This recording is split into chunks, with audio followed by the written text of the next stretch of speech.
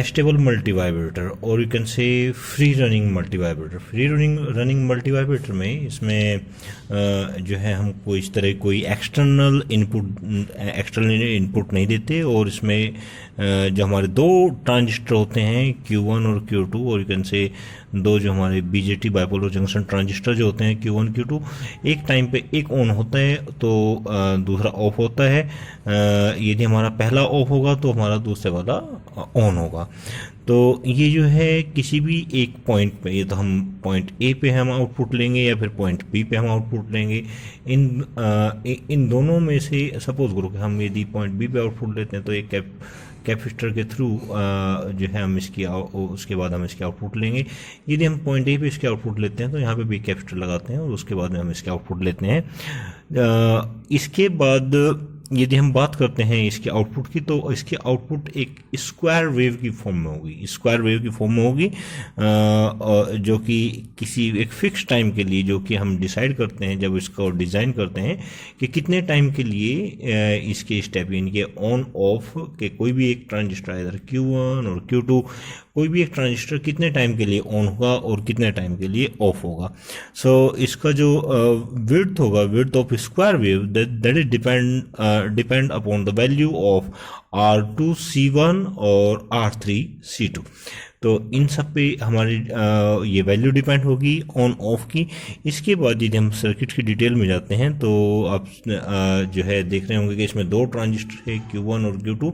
दोनों transistor identical होते हैं, यानी कि सेम कंपनी के, सेम इनका सारा कॉन्फ़िगरेशन होगा, सभी कुछ इनका सेम होगा। इसके अलावा जो हमारा कलेक्टर लोड होगा, यानी कि कलेक्टर लोड हमारे कौन से हैं, जो कि कलेक्टर पे के कलेक्टर और VCC के बीच में जो रेजिस्टेंस है R1, और दूसरा जो हमारा कलेक्टर पॉइंट है, हमारा पॉइंट बी पे जो रेजिस्टेंस है वो हमारा है R4। दोनों जो है हमारे इक्वल वैल्यू के होंगे। इसके अलावा हमारा R2 और R3 ये भी हमारे इक्वल वैल्यू के ही होते हैं। और इसमें एक चीज़ और ध्यान रखो कि हमारा जो R1 और R4 की जो वैल्यू होगी, इनके हमारे जो कलेक्टर रेजिस्टेंस जो होंगे में लेस देन होंगे R2 R3, इनके हमारे जो बेस रेजिस्टेंस, इनको एक तरह से बेस रेजिस्टेंस भी आप कह सकते हो, ये इसके बेस पे अटैच है, और R3 जो है वो Q1 की बेस पे अटैच है। तो ये जो रेजिस्टेंस है हमारे R2 और R3 ये दोनों इक्वल होंगे, और दोनों की वैल्यू, इनकी बेस रेजिस्टेंस की वैल्यू नॉर्मली भी हम देखते हैं कि कोई भी हम ये जो बायसिंग में लेते हैं, ये वोल्टेज डिवाइडर बायसिंग में, तो किसी भी बायसिंग में नॉर्मली होता क्या है कि बायसिंग में जो बेस रेजिस्टेंस जो होते हैं उनकी वैल्यू कलेक्टर रेजिस्टेंस से या कहीं एमिटर रेजिस्टेंस से हमेशा हाई होती है। So base resistance R2 R3 की वैल्यू हाई है, ये मतलब ये ज़्यादा है किससे, R1 R4 से। सो इसके बाद जो हमारे दो यानी कि पहले ट्रांजिस्टर की जो आउटपुट है, पहले ट्रांजिस्टर की आउटपुट हमारी पॉइंट ए पे आएगी, सेकंड ट्रांजिस्टर की आउटपुट हमारी पॉइंट बी पे आएगी। तो पहले ट्रांजिस्टर का आउटपुट ए पे है तो हमने क्या किया कि कैपेसिटर लिया, इस और कैपेसिटर से हमने दूसरे ट्रांजिस्टर की जो इनपुट है वो हमने यहाँ पे अटैच कर दी। इट मीन्स कि आपका जो ये ट्रांजिस्टर है Q1 की जो आउटपुट है वो हमारी Q2 से अटैच है, और Q2 की आउटपुट जो है वो वाया C2 कैपेसिटर वो हमारा जो है Q1 से अटैच है, यानी कि दोनों की आउटपुट एक दूसरे से अटैच है।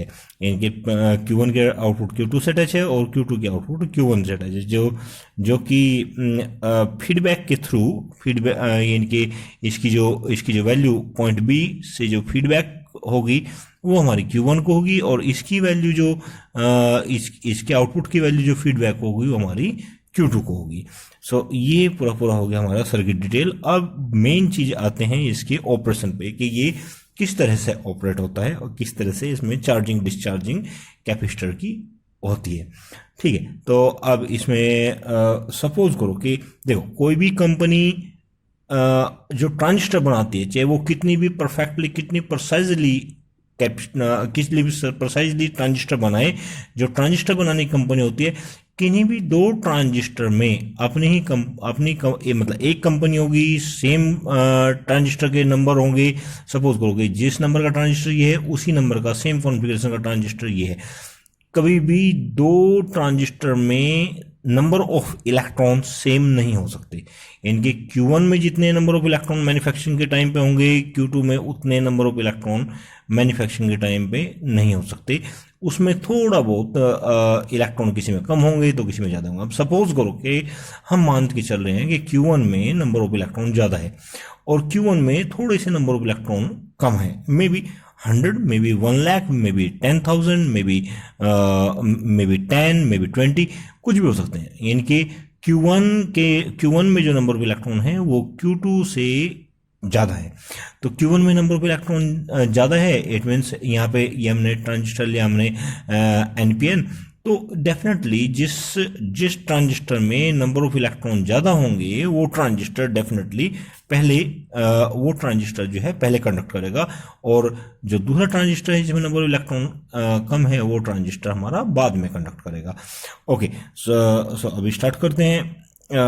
सपोज करो कि हमने Q1 और Q2 को जब ये Q1 हमारा कंडक्टिंग मोड में है इनिशियली, और Q2 हमारा जो है वो हमारा नॉन कंडक्टिंग मोड में, यानी कि Q2 हमारा कट ऑफ की कंडीशन में है, Q1 हमारा ऑन स्टेज में है। जब Q1 हमारा ऑन स्टेज में है, यानी कि Q1 जब हमारा कंडक्ट करेगा तो वो कुल मिला के इस तरह का होगा, यानी कि आपका Q1 फर्स्ट स्टेज हम क्या लेते हैं, फर्स्ट स्टेज में हम Q1 on and Q2 of, Q1 on और Q2 ऑफ। अब बात क्या होंगे करंट के जो पाथ होंगे वो हमारे क्या होंगे कि ये जो हमारा मेन सर्किट है इसमें देख लो, वो हमारा होगा कि VCC के R2 के थ्रू होते हुए C1 और पॉइंट A के थ्रू होते हुए Q1 और सीधा ग्राउंड में। यानी कि जब कोई भी ट्रांजिस्टर कंडक्ट करेगा या कोई भी ट्रांजिस्टर जब कंडक्ट करता है तो वो इस तरह से बिहेव करता है जैसे कि वो पॉइंट A और ग्राउंड ये शॉर्ट कर देगा, यानी कि पॉइंट A से सीधा आप वायर ग्राउंड पॉइंट पे लेके चले गए हो। इट मीन्स पॉइंट A पे जो वोल्टेज होगी, पॉइंट A पे कितनी वोल्टेज होगी, जो कि ग्राउंड की वोल्टेज है, और ग्राउंड पे हमेशा जो है 0 वोल्ट होती है। तो पॉइंट A पे जो है वो हमारा 0 वोल्ट होगा। अब इसके साथ साथ क्योंकि ट्रांजिस्टर कंडक्ट कर रहा है तो डेफिनेटली बेस पे भी इसकी वोल्टेज लगेगी। तो बेस पे जो वोल्टेज लगेगी वो हमारी VCC R4 और C2 के थ्रू होते हुए बेस और उसके बाद फिर ग्राउंड में। अब इसकी किसी भी एनपीएन ट्रांजिस्टर का जो बेस और एमीटर के बीच की वोल्टेज होती है वो नॉर्मली हमारी 0.7 वोल्ट होती है।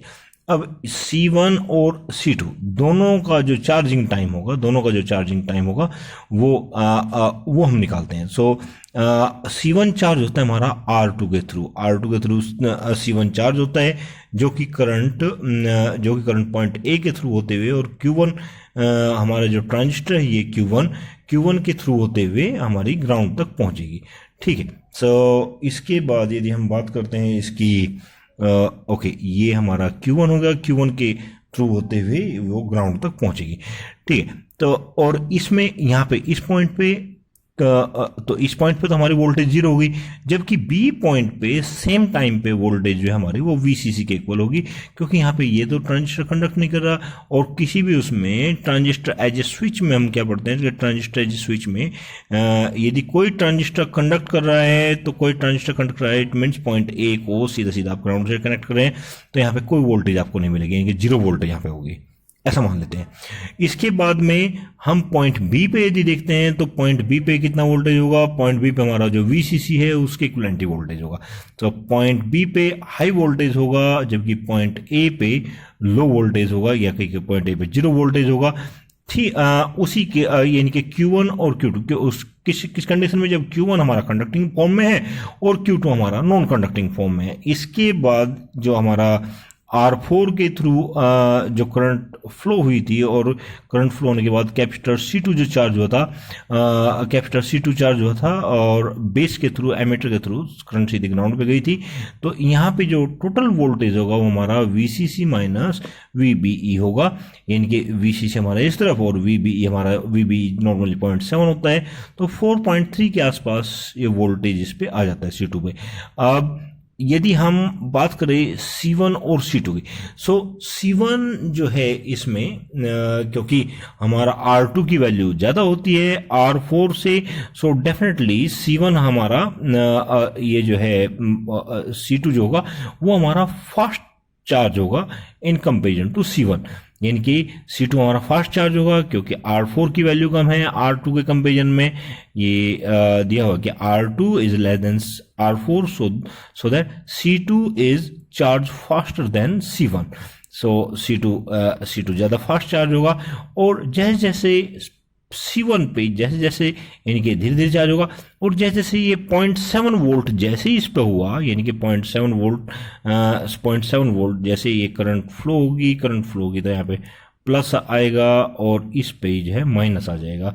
तो ये प्लस और ये माइनस, तो जैसे ही इस पे 0.7 वोल्ट होगा, 0.7 वोल्ट होती, यानी कि अब क्या होगा कि यदि हम इस मेन सर्किट को देखें तो जैसे इसे 0.7 वोल्ट होगा, इट मीन्स Q2 जो है वो अब रेडी है कंडक्ट होने के लिए। सो क्योंकि उसके बेस को जो सफिशिएंट वोल्टेज चाहिए होता है वो हमारा C1 के थ्रू इसके बेस को मिलेगा। सो डेफिनेटली हमारी जो और इस दौरान मीनवाइल हमारे जो ट्रांजिस्टर कंडक्ट कर रहा है हमारा Q1, ये प्लेट जो कैपेसिटर की प्लेट C2 की जो कैपेसिटर की प्लेट है जे प्लेट पे जो है निगेटिव वोल्टेज आ जाता है, और इस पे जो निगेटिव वोल्टेज होगा वो निगेटिव वोल्टेज और बेस को हमेशा 0.7 मेन के मोर देन 0.7 वोल्ट चाहिए होता है, और ये जो यहाँ पे इस प्लेट पे जो निगेटिव वोल्टेज होगा वो डेफिनेटली इसको तुरंत कट ऑफ की कंडीशन मिल जाएगा Q1 को। तो जे प्लेट पे चूंकि निगेटिव है तो निगेटिव होने की वजह से वो उसे कट ऑफ की कंडीशन, कट ऑफ स्टेज में ले आता है, और उस दौरान जो है C1 एक तरह से C1 की चार्जिंग होती है। तो चार्जिंग टाइम जो होगा C1 का कहाँ तक, अप टू 0.7 वोल्ट, ये केवल 0.7 वोल्टेज का ही इसमें मतलब 0.7 वोल्ट तक ही चार्ज होता है। उसके बाद तुरंत ही चूंकि इसे जितनी वोल्टेज चाहिए होती है वो उससे यहाँ से जो है इसे उतनी वोल्टेज मिल जाती है। जैसे ही इसे वोल्टेज मिल जाएगी तो उस वोल्टेज मिलते ही ये तुरंत Q2 कंडक्ट करना शुरू करेगा। तो चार्जिंग टाइम जो होगा चार्जिंग टाइम C1 का कब तक, जब तक कि वो 0.7 वोल्टेज तक ना पहुंच जाए। सपोज करो कि चार्जिंग टाइम इसका T1 है। T1 यदि हम पॉइंट A पर देखें, इस टाइम पॉइंट A पे जो वेव फॉर्म होगी, पॉइंट A पे वेव फॉर्म होगी हमारी ये यहाँ से यहाँ तक पॉइंट ये जो है T1, और इसी टाइम पे क्योंकि बी पॉइंट पे तो जो है वोल्टेज काफ़ी था, यानी कि बी पॉइंट पे वोल्टेज हमारा VCC के इक्वल था, यानी कि बी पॉइंट पे हमारा हाई वोल्टेज था, और ये जो वोल्टेज है ये वोल्टेज हमारा सपोज करो कि सेम टाइम तक ही जो है ये वोल्टेज भी रहता है। ओके, तो T1 जो होगा हमारा T1 that is equal to 0.694 R2C। Sorry ये इसमें T2 नहीं होगा, हाँ। So T1 equal to 0.694 R2C1। R2C1 it means R2 ये हो गया, C1 ये हो गया। तो कैपेसिटर का जो चार्जिंग टाइम होगा, C1 का जो चार्जिंग टाइम होगा T1 that is equal to 0.694 R2C1। Okay, अब इसके बाद यदि हम बात करते हैं इसकी सेकंड कंडीशन की, तो सेकंड कंडीशन में क्या हुआ, पहली कंडीशन में तो जो है Q1 ऑन था, Q2 ऑफ था। अब हम क्या करते हैं सेकंड स्टेज में, जैसे ही हमारा कैपेसिटर C1 कितना चार्ज हो गया था, ये 0.7 वोल्ट तक चार्ज हुआ था। Q2 के बेस को जितनी सफिशिएंट वोल्टेज चाहिए होती है वो हमारी C1 पे है। सो Q2 हमारा ऑन होगा इस कंडीशन में, Q1 हमारा ऑफ होगा। डेफिनेटली जब Q1 हमारा ऑफ हो गया तो ये जो है कट ऑफ की कंडीशन में चला गया। कट ऑफ की कंडीशन में हम इसे शो नहीं करेंगे, केवल हम ये दिखाते हैं। और ये किस कंडीशन में है, कंडक्टिंग फॉर्म में। तो कंडक्टिंग फॉर्म में होगा तो कैपेसिटर C2 और कैपेसिटर C1, कैपेसिटर C2 यानी कि इसका करंट का जो पाथ होगा हमारा वो हमारा R3 से होते हुए R3 C2 and B and Q2 and then ground. तो ये पाथ होगा हमारा इस करंट का, और दूसरी जो करंट होगी हमारी वो हमारा VCC through R1 then C1 then transistor Q2 का जो बेस है, बेस के बाद फिर एमीटर और देन ग्राउंड। तो ये होगा दूसरा पाथ हमारा। तो इसमें जो 0.7 वोल्टेज जो था, 0.7 वोल्टेज जब तक ये ख़त्म नहीं हो जाता, यानी कि जब तक इसका पूरी तरह से एंड नहीं हो जाता, तब तक ये ट्रांजिस्टर कंडक्ट करता है। यानी कि इस टाइम हमारा जो ए पॉइंट है, ए पॉइंट पे हाई वोल्टेज होगी, जबकि बी पॉइंट पे जो हमारी वो लो वोल्टेज होगी, यानी कि 0 वोल्टेज होगी। ये देखिए, ये लो वोल्टेज और इस पे हाई वोल्टेज। सो ट्रांजिस्टर जो होगा हमारा ट्रांजिस्टर जो होगा हमारा C2, वो हमारा एक तरह से ट्रांजिस्टर C2 हमारा कंडक्ट करेगा, और इधर ये ट्रांजिस्टर हमारा Q2 कंडक्ट करेगा, और C2 के थ्रू हमारे इसमें करंट जाएगी, और इधर C1 के through. So base emitter voltage जो होती है हमारी 0.7 वोल्ट वोल्टेज होगी, और इसमें यहाँ पे जो है वो सपोज करो कि जो भी जितनी VCC की वैल्यू होगी, तो कैपेसिटर C1 जो है वो उस पर वोल्टेज जब तक नहीं है, VCC माइनस VBE नहीं आ जाती, तब तक ये जो है कंडक्ट करता है। और VCC माइनस VBE आ जाने के बाद उसके बाद इस दौरान जो है कैपेसिटर C2 पे जो है 0.7 वोल्टेज आ जाती है, कैपेसिटर C2 पे 7 वोल्टेज आ जाएगी। और यहाँ पे धीरे धीरे इसकी कैपेसिटर ये जो प्लेट है, जो कि मैं शुरू में ही बताई थी, कैपेसिटर C1 की L और M जो प्लेट है, यानी कि ये हमारी L प्लेट होगी, और ये हमारी सपोज करो कि M प्लेट होगी। M प्लेट पे क्या है कि नेगेटिव पोटेंशियल डेवलप होता चलेगा, और नेगेटिव पोटेंशियल जैसे जैसे डेवलप होगा तो ये इसके बेस एमीटर के बीच में सफिशिएंट वोल्टेज नहीं होगी। सो डेफिनेटली Q1 जो है वो कट ऑफ कंडीशन में चलेगा। मीनवाइल इस पे जो C2 जो है, C2 पे 0.7 वोल्टेज का सफिशिएंट चार्ज हो जाएगा। अब ये जो पॉइंट है, यानी कि C2 पे जैसे ही सफिशिएंट चार्ज होता है, ये हमारा किससे जुड़ा है, Q1 के बेस से। जैसा कि आपने सबसे पहले फिगर में देखा था कि C2 जो है, C2 का J प्लेट जो है वो हमारी Q1 के बेस से जुड़ा हुआ है, और जैसे ही इसे वोल्टेज मिलती है, तो वोल्टेज जो है ये एज इट इज ये 0.7 वोल्टेज जो जैसे होती है, तो उस केस में फिर रिवर्स होगा, यानी कि Q2 हमारा कट ऑफ की कंडीशन में चला जाएगा, Q1 हमारा ऑन होगा, और Q2 हमारा ऑफ होगा। और इसमें जो है फर्स्ट स्टेज, यानी कि Q1 ऑन और Q2 ऑफ, ये मैं आपको पूरा एक्सप्लेन कर चुका। तो इस तरह से जो है एक तरह से ये कह लीजिए कि किसी भी कोई भी जो मल्टी वाइब्रेटर है, मल्टी वाइब्रेटर में ऑन ऑफ ये एक तरह से जो है पूरी जो wave form, square wave form हमारी बनती चली जाती है। अब हम बात करते हैं कि हमारा जो पॉइंट बी है, सपोज किसी एक पॉइंट की बात करें, पॉइंट बी का चार्जिंग टाइम क्या होगा। पॉइंट बी का charging time very simple, point B का चार्जिंग टाइम होगा हमारा कि ये T2 equal to 0.694 R3 into C2। R3C2 हमारा ये R3C2, और ये जो है ओके ठीक वैसे ही जैसे कि हमने इसमें किया था कि R2C1 0.694 R3C2, तो ये हमारा T2 हो गया। अब सपोज करो कि हमारा जो टोटल पीरियड टाइम जो होगा, total period time, it means कि किसी भी सर्किट के अंदर कोई ट्रांजिस्टर या किसी एक पॉइंट पे, सपोज हम बी पॉइंट पे ले, कितनी देर ट्रांजिस्टर हमारा ऑफ रहा, उसके बाद कितनी देर हमारा ऑन रहा, इसके बाद फिर ऑफ, इसके बाद फिर ऑन। तो ये जो ऑन ऑफ की है जो पूरी साइकिल जो है, ये हम फाइंड आउट करते हैं इसमें कि कितने टाइम तक, सपोज करो कि ये T1 टाइम तक ऑफ रहा, और इसके बाद T2 टाइम तक ये ऑन रहा, फिर T1 टाइम तक ऑन रहा, फिर T2 टाइम तक ऑफ रहा। ये सपोज करो कि इस तरह से आपने इसे पूरी की पूरी इसकी वेव फॉर्म आपने डिजाइन कर ली।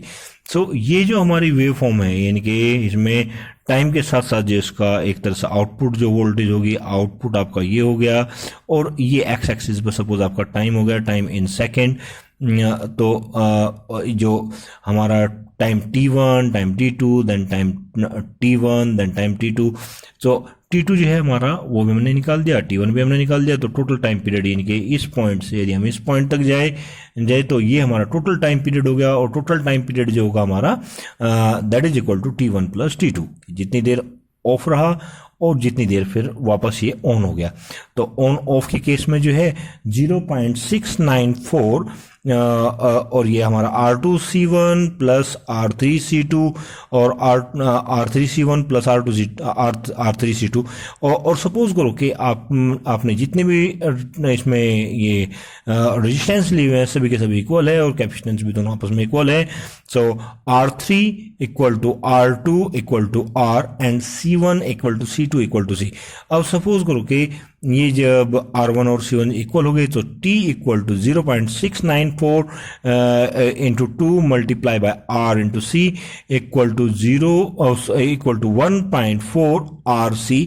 ये इतना सेकंड जो है इसका टाइम पीरियड आ गया, यानी कि टोटल यहाँ ये इस पॉइंट से इस पॉइंट तक जाए तो ये जो टोटल टाइम पीरियड है वो हमारा 1.4 RC सेकंड आ गया। Okay, so the frequency is frequency equal to 1 divided by time period, so frequency equal to 0.7 divided by RC hertz, where R in the ohm and C in farad। so ये हमारी frequency होगी जो हमारा rectangular wave form है, इसकी frequency एक तरह से जो हमारा मल्टी वाइब्रेटर है, मल्टी वाइब्रेटर की फ्रीक्वेंसी होगी।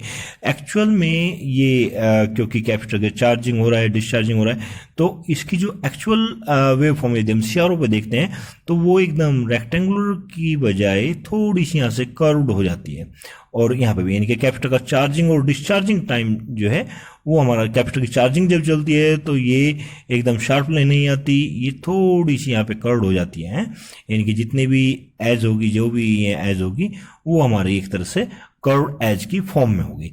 सो ये पूरा हमारा एस्टेबल और you can say free running multi vibrator. Okay.